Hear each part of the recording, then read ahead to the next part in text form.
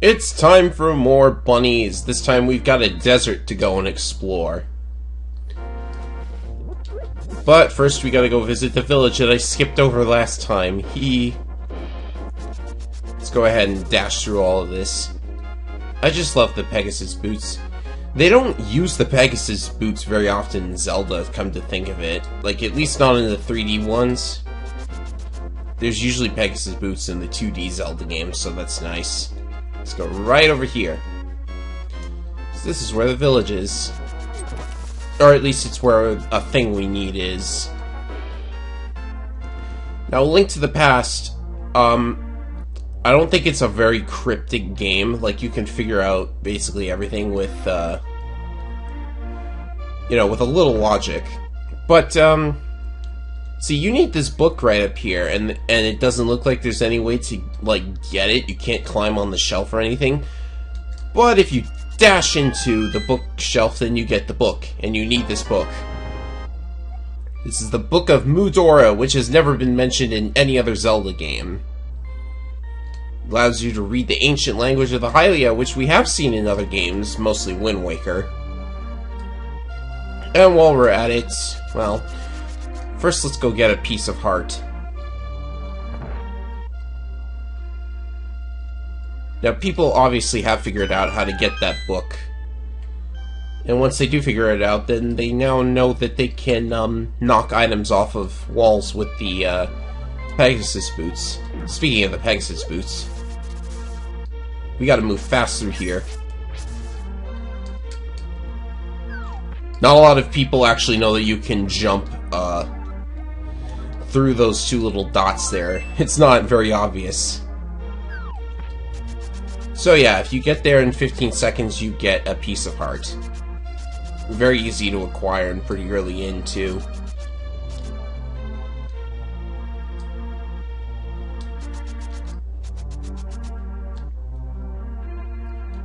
You can knock stuff out of these trees, too. Whee! And there's also this NPC. Oh, I just missed him. Wow. Yeah, you need the Pegasus boots to catch up with him. Anyhow, something wrong with the tiles down there? Yes, I'm sure a pink bunny is very, very scary, but no matter.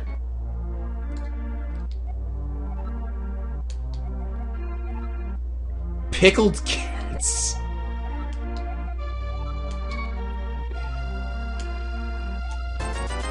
Yes, holding the item above your head is very good for business, apparently. They were making jokes about Zelda long before, I think this hack has a couple of graphical errors, but it's no big deal. So you can actually get another bottle, I think. There's like 3 bottles in one village. There's the second bottle. I'm trying to remember where bottle number 3 is. I got you this time. Yeah! Rabbits are very fast.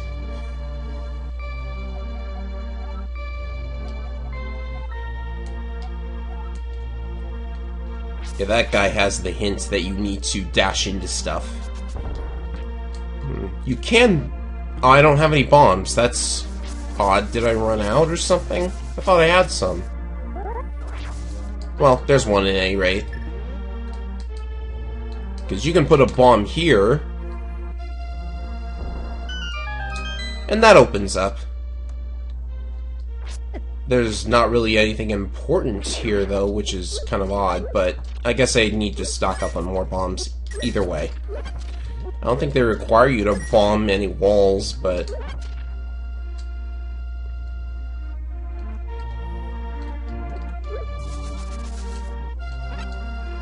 And of course we have Cuckoos here.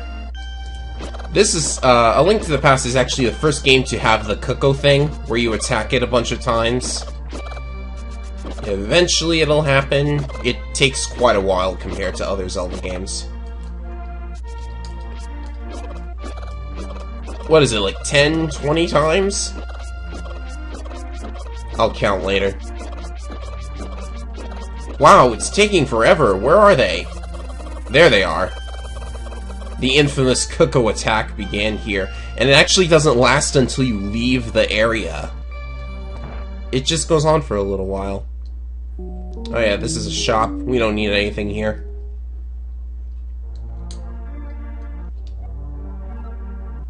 Did I meet the grandpa? The grandpa, huh?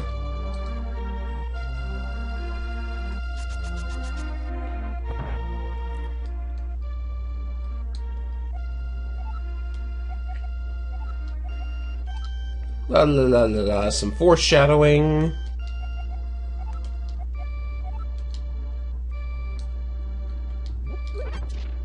And who doesn't like dating advice? Where to find a good date.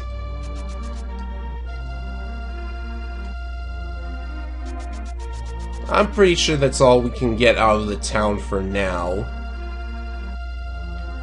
Oh yeah, there's one other thing. A couple other things, actually. We can go in here.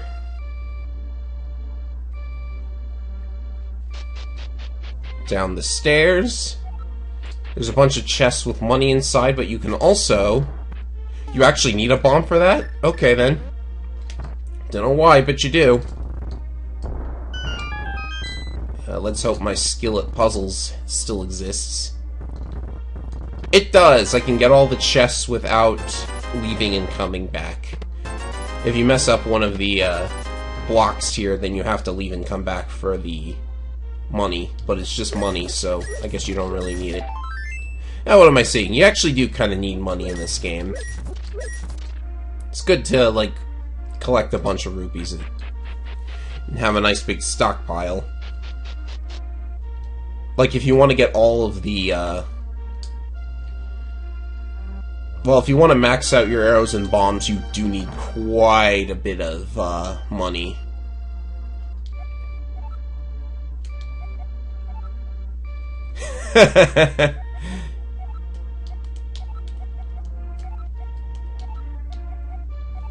This is just the story. We all know what the story of the Master Sword is. Yes, I understand. Is there anything else in here? Nah, there's not. I'm trying to remember everything that I can about this game because it's been so long since my last playthrough. I do know that you can fall in here and get a, heart piece. I guess that's where you would find bombs.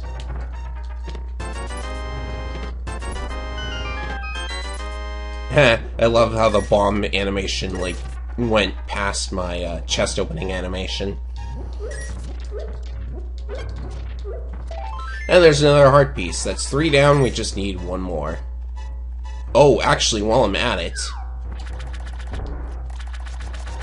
I'll hold off on getting the mushroom for now. If you go into the forest, you can grab a mushroom.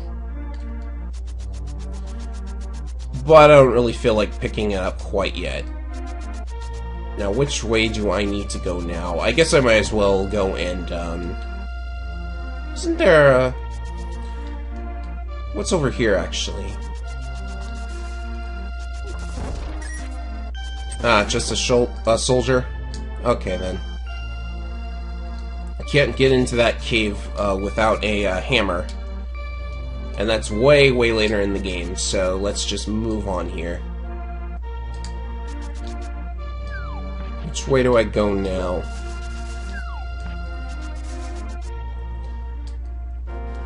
So yeah, the book that I got is actually a plot critical item, and, you know, since you can't get it without the Pegasus boots, it's kind of a, bit of an arbitrary roadblock, since the book does nothing else but let you get into the second dungeon. And, you know, I criticize games that do that kind of thing, like, well, for Zelda in general, I don't like it when they force the order of the dungeons like that. I think I talked about this in the previous video. And even though the modern Zelda games do that a lot, it's not like A Link to the Past, my favorite game ever, isn't guilty of it too.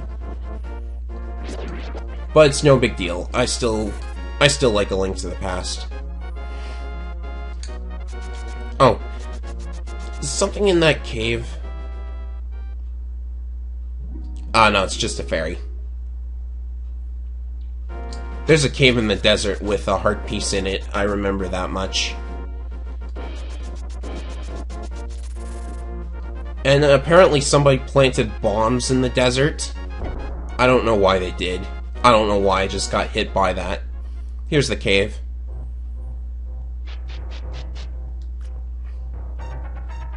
So this cave has somebody kind of interesting in it. This guy. Oh. He doesn't mention his name unless you don't have the book, I guess. But that character is Ajina. I think that's how you pronounce it. Also, we got a full heart container now. Ajina has he's like Sahasrara's brother or something, and he's a much more important character in the Ancient Stone Tablets game, which is for the broadcast Satellaview thing, whatever it's called. I did like videos of it way back. I should probably do them over. Because, you know, they weren't very good back then. I could probably do a much better job showing them off. Okay, that was weird. He kind of clipped into the wall there. So moving on. We are at the Desert Palace, and in order to get in, we have to read the ancient language, so we need the book to translate it. To open the way to go forward. Pray with a sincere heart. Human or monster, the way will be opened to he whom is sincere. Oh, I love that sprite. I just love that one. It's so cute, looking up in the sky with the doggy puppy eyes. So let's get out of here before the vulture fiendishly flies in circles around us. So welcome to the Desert Palace.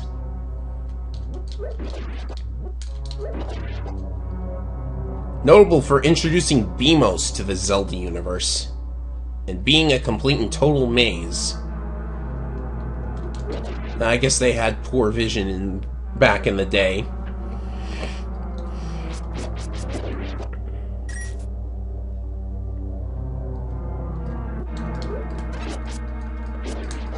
Oh yeah, we're gonna need the lantern for a couple of things here.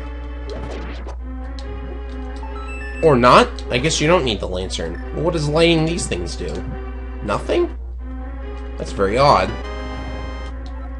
Ah, it's just the map. Who needs it? Who needs a map?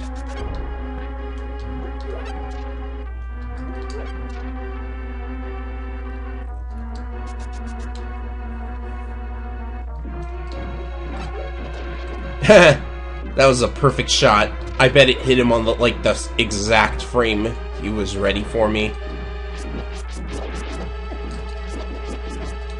Oh jeez, the enemies keep dropping hearts. So is that literally all there is to that room? Wow! A Link to the Past has some very odd dungeon design. Some of the rooms just do nothing.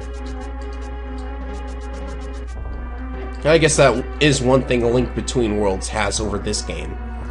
Going outside is completely useless at this point, so we'll just have to explore the other side of the room. I don't remember the Desert Palace nearly as well as the Eastern Palace. I guess this dungeon wasn't that notable back then.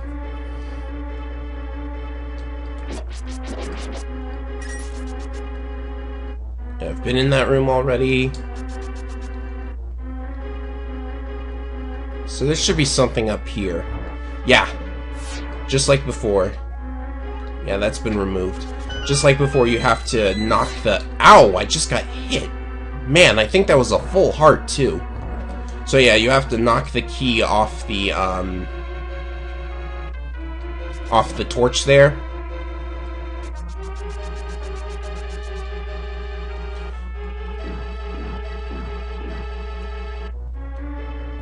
Like I said before, A Link to the Past is kind of cryptic, but not... Like, I don't think it's any more cryptic than Zelda 1. Oh, the compass. That's so useful. It's weird how the compass has been objectively the worst of the... Ouch. Ah, so there's the boss key. Good. Kind of odd how the compass has been objectively worse than the map in every Zelda game, except for, like, Zelda 1. Or was it? Oh yeah, it was kind of useful in Zelda 1.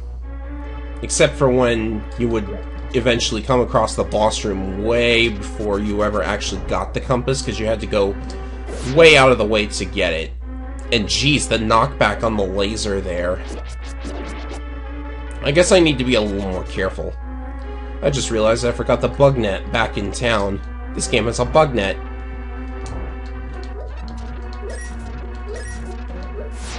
Beamos are really easy to dodge when it's just them on their own, though. There's the switch. And here's the item for this dungeon. It's the Power Glove.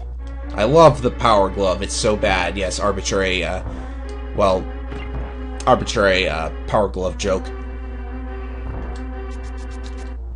Obligatory Power Glove joke. That's what I wanted to say. I forgot which words mean what. Ow. Oh, yeah. Get me out of there. Quicksand. That's definitely a thing.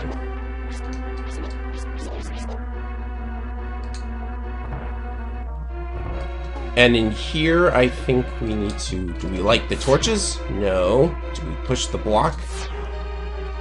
No. Do we hover over the Beamos and get hit? That's which one it is. Okay, then. Ow. Ooh. Now, if I had the bug net, I could actually catch these fairies in bottles, but actually, catching fairies in bottles in A Link to the Past is objectively worse than Red Medicine, because if you catch a fairy in a bottle, then when you die, it'll only give you back 10 health.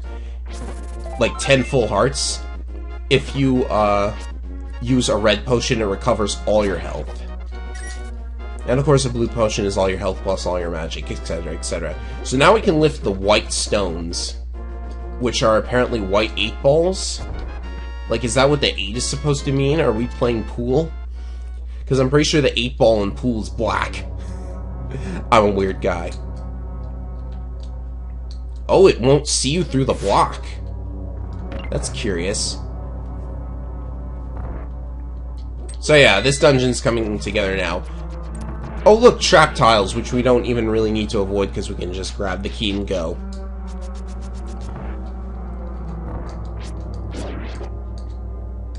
I'm not sure whether floor tiles are the best Zelda idea or the worst.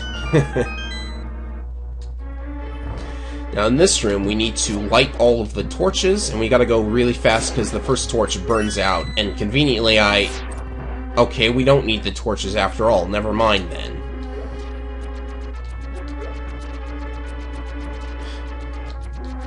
Isn't it fun going through this semi-blind because you don't remember anything? This is where you need to light both of the torches, but there's an enemy that we have to use the bow against. That's fine. Now, you'd expect the boss here to require the use of the Power Glove, but oddly enough, no. You don't use the Power Glove here. Which, again, is a little bit strange for Zelda, because you expect that kind of thing coming off of Ocarina of Time and stuff. This boss is apparently Lanmola from Zelda 1, but, you know, I'm a little confused as to which one is called the Lanmola and which one is called the Moldorm. The next boss is the Moldorm, apparently. Anyhow, the sword works, but arrows also work. So this is my favorite kind of boss because, well, arrows are a little hard to work with. Because, you know, you have choices for how to kill him. And he didn't necessarily need the Power Glove, but I'm getting hit here. I should really avoid that. Wow, that was frame perfect, I bet. Using the arrows on this guy is actually kind of fun. Although if he's going horizontally, you'll probably want to use the sword. Are you kidding me? That didn't hit. Well. I'm guessing this was the inspiration for the Twin Mold boss in Majora's Mask, and I'm running low on health. Are these guys dead yet? Oh, there's one.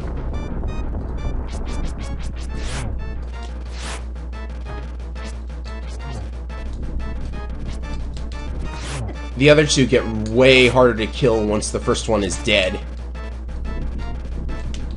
And the last one is a pain in the butt. Come on, come on. I'm good at this game, guys, I swear.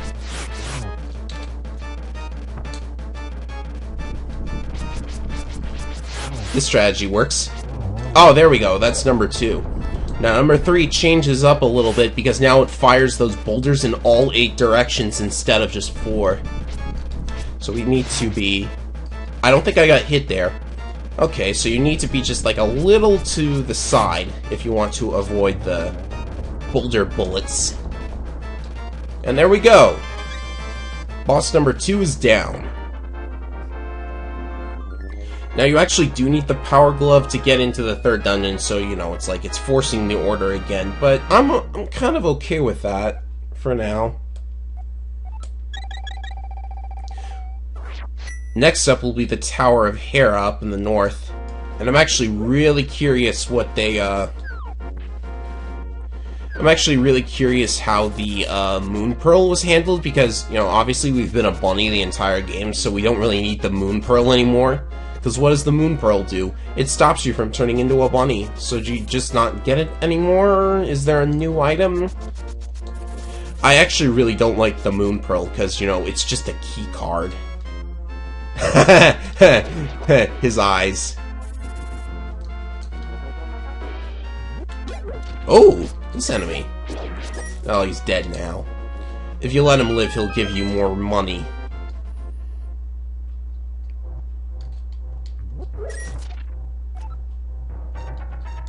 Okay. Cave east of Lake Hylia. Is that where the ice rod was? Is that another clue to the ice rod? At any rate, it was useless to go in there. All it had was money and a hint.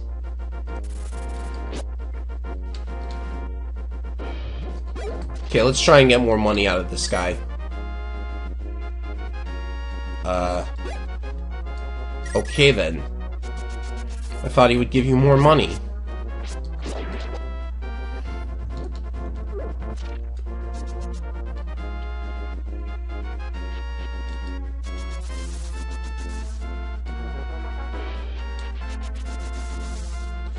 So I guess I'll go see what's up with that, waterfall up in the north. Yeah, I actually do need to get another item, too, because, eventually we're gonna need the ability to swim, and last I checked, bunnies cannot swim. That's kind of unfortunate, but true.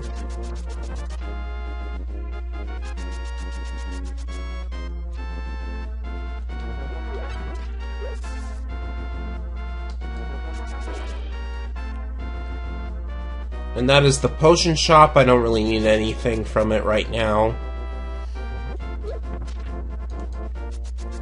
Oh, you can't get in here without the power gloves, so I guess that works out pretty well. You have to dash into these boulders, as I've already demonstrated. What is over here? Oh, okay. Oh, whoops. These enemies are electrified. They're only electrified some of the time in A Link Between Worlds. Speaking of A Link Between Worlds, a while, like, recently I was talking with somebody else about how... Yeah, this area is just full of Zoras. And I don't think I'm going the right way. Yeah, we can't swim.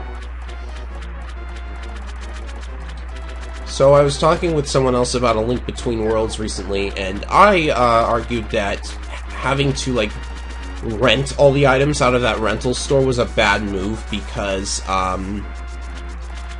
like, you take away the idea of going into a dungeon, finding a really cool item, and, like, coming out of the dungeon feeling like it was all worth it, besides the fact that you progressed a little in the game. And oh my gosh, this place is a maze of shallow water.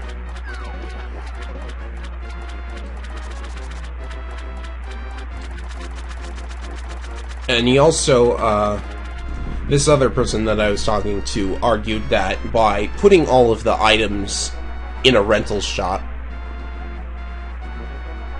Well, maybe I want to get soaked just to come here for the flippers. Well, I've got 500 rupees.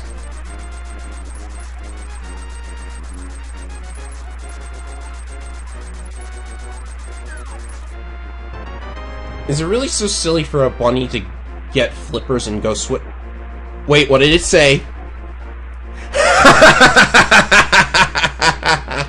Oh, that's so... Well, he doesn't look that silly, but...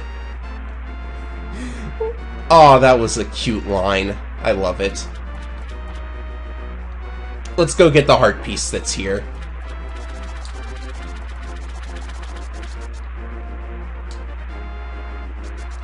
So anyways, what was I saying about A Link Between Worlds? Oh yeah, having all the items at that rental place, you know, it lets you do the dungeons in mostly any order, sure, but I think it also takes away from the idea of going into a dungeon, finding a really cool item, and then using it in that same dungeon. Like, just discovering the new item and everything. I think, like, Zelda 1 really did... You know, it's kind of odd to say that Zelda 1 did Zelda right, and everything else except A Link to the Past was doing it wrong, but... You know what, that is ridiculous to say. Because it's not like... Like, even if this game is my favorite, and I kind of wish they would do things like this game did more often, it's not like there isn't anything good about the newer games. Like, I'm really into Triforce Heroes right now. It's a really nice multiplayer game. Though I do question, why on earth do you only let the number of players be 1 or 3? Not 2. Only 1 or 3. It's kind of really odd to do. So I think this is the, Yep! I'll just check out this last, cave here. And it's the cave, the sewers we were in earlier. You can't go back through the castle this way. But... there's money here. Just money, unfortunately. But, you know, if you want to buy potions, they're pretty expensive. And since if I go through here, I'll just wind up in the, sanctuary again, so I will... save here, and next time we will go climb a tower.